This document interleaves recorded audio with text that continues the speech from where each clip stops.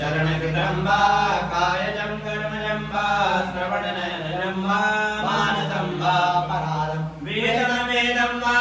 सर्ववेदर्शवस्व जय जय करुणाब्धे श्रीमहादेव शम्भो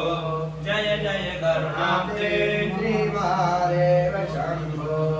डिं डिं डिं कतडिं मडिं मडमरु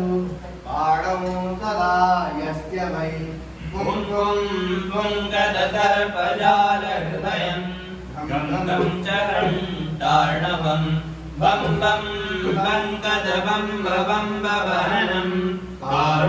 कारुण्यपुण्यात्परं भं भं भं गदबं बं बवहनं